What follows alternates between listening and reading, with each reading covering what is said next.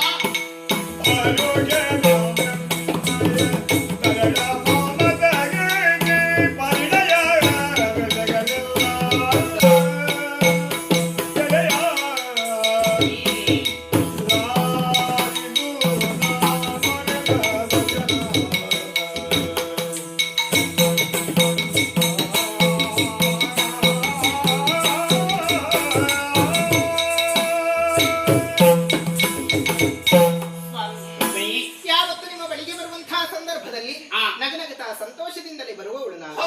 ಇಂದಿನ ದಿವಸ ಹಾಗಲ್ಲ, ಜೊತೆಯಾಗಿ ಮಗನಾದಂತಹ ಮನ್ಮಥನನ್ನು ಕರೆದುಕೊಂಡು ಬಂದಿದ್ದೇನೆ. ಅದು ಯಾಕೆ? ಇದಕ್ಕೆ ಕಾರಣ ನೀವೇ ಸ್ವಾಮಿ. ನಾನೇನು ಮಾಡಿದ್ದೇನೆ? ನಿಮಗೆ ಮನೆಯ ಜವಾಬ್ದಾರಿ ಅನ್ನೋದುಂಟ ಹೇಳಿ. ಈಗ ನಮ್ಮ ಮನೆಯಲ್ಲಿ ಏನಾಗಿದೆ ಅಂತ ಆಗ್ಬೇಕಲ್ಲ. ಮನೆಯಲ್ಲಿ ಒಬ್ಬ ಪ್ರಾಯಕ್ಕೆ ಬಂದಂತ ಮಗನಿದ್ದಾನೆ. ಅವನಿಗೆ ವಯಸ್ಸೆಷ್ಟಾಯಿತು ಗೊತ್ತುಂಟೆ ನಿಮಗೆ? ಎಷ್ಟಾಯ್ತು? 16 ವರ್ಷ ಆಯ್ತು. ಅವು ಬಂದು ನನ್ನಲ್ಲಿ ಕೇಳ್ತಾನೆ, ಏನಂತ? ಅಪ್ಪನಿಗೆ 16 ವರ್ಷ ಆಗುವಾಗ ಎಷ್ಟು ಮದುವೆ ಆಗಿದೆ ಅಮ್ಮ ಅಂತ. 16,008 ಅಂತ ಹೇಳಬೇಕಿತ್ತು. ಎಷ್ಟು ಚಂದದಲ್ಲಿ ಹೇಳ್ತೀರಲ್ಲ ಅದನ್ನು. ಅದು ಚಂದದಲ್ಲಿ ಮದುವೆ ಆದಲ್ವಾ? ನೋಡಿ, ನನಗೆ ಸಿಟ್ಟು ಬರಿಸಬೇಡಿ ನೀವು. ನೀನು ಸಿಟ್ಟು ಮಾಡಿಕೊಂಡು ನೋಡೋದಕ್ಕೆ ತುಂಬಾ ಚಂದ. ಏನ್ ಕೆಣಕುದ ನನ್ನ? ಇಲ್ಲ ರುಕ್ಮಿಣಿ, ಅವ ಕೇಳಿದ್ರಲ್ಲೂ ಅರ್ಥ ಉಂಟು. ಏನಂತೆ? ಅಪ್ಪನಿಗೆ 16 ವರ್ಷ ಆಗುವಾಗ ಅಷ್ಟು ಮದುವೆ ಆಗಿದೆ ಅಂತೆ. ನನಗೆ ಒಂದು ಮದುವೆ ಮಾಡಿಸುದಿಲ್ಲ ಅಂತ ಹೇಳ್ತಾನವ. ಅದಕ್ಕೆ ಬೇಕಾಗಿ ಇಲ್ಲಿವರೆಗಾಗಿ ಬಂದೆ. ಒಂದು ಮದುವೆ ಮಾಡಿಸಿ ಸ್ವಾಮಿ. ಇದಕ್ಕಾಗಿ ನಿನಗೆ ಚಿಂತೆಯಾ?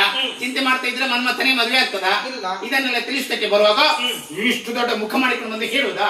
ನಮ್ಮಂತ ಬಂದು ಹೇಳುದಪ್ಪ, ಮಗನಂತ ಮನ್ಮಥನಿಗೆ ಮದುವೆ ಆಗ್ಬೇಕು, ಆದಷ್ಟು ಬೇಗ ನಮ್ಮ ಮನೆಗೆ ಸೊಸೆ ಬರ್ಬೇಕು ನಾನು ಬೇಡ ಅಂತ ಹೇಳ್ತೇನೆ. ಚಿಂತಿಸಬೇಡ, ಮನ್ಮಥನಿಗೆ ಚಂದದ ಹುಡುಗಿಯನ್ನು ಹುಡುಕಿ 8 ದಿವಸದೊಳಗೆ ಮದುವೆಯನ್ನು ಮಾಡಿಸ್ತೇನೆ. 8 ದಿವಸದೊಳಗೆ ನೀವು ಮದುವೆ ಮಾಡದೇ ಇದ್ದಲ್ಲಿ ನಿಮ್ಮ 16,008 ಮಂದಿ ಮಡದಿಯರು ನಾವೆಲ್ಲ ನಿಮ್ಮನ್ನು ಈ ಮನೆಯನ್ನು ಬಿಟ್ಟು ಹೋಗ್ತೇವೆ. ಮಗ, ನನ್ನದು ಪ್ರತಿಜ್ಞೆ ಉಂಟು. ಏನು? ಹೇ ಅಂತ 8 ದಿವಸ ಮಗನಂತ ಮನ್ಮಥನಿಗೆ ಮದುವೆಯನ್ನು ಮಾಡಿಸ್ತೇನೆ. ಅಸಾಧ್ಯವಾಗಿ ಹೋದ್ರೆ ನಾನು ನಿಮ್ಮನ್ನು ಬಿಟ್ಟು ಹೋಗ್ತೇನೆ. ಹೋಗ್ತೀರಿ ಹೆಣ್ಣು ಹುಡುಕುದಕ್ಕಾಗಿ. ಮದುವೆ ಆಗ್ಬೇಕಲ್ಲ. ಬೇಸರ ಮಾಡಬೇಡಿ ಸ್ವಾಮಿ. ಬೇಸರ ಇಲ್ಲ. ಎಲ್ಲರೂ ಮನ್ಮಥ ಕಲ್ಯಾಣದ ನಿರೀಕ್ಷೆಯಲ್ಲಿದ್ದಾರೆ. ಆದಷ್ಟು ಬೇಗ ಈ ನಮ್ಮ ಮನೆಯಲ್ಲಿ ಮನ್ಮಥ ಕಲ್ಯಾಣ ನಡೆಯುತ್ತೆ.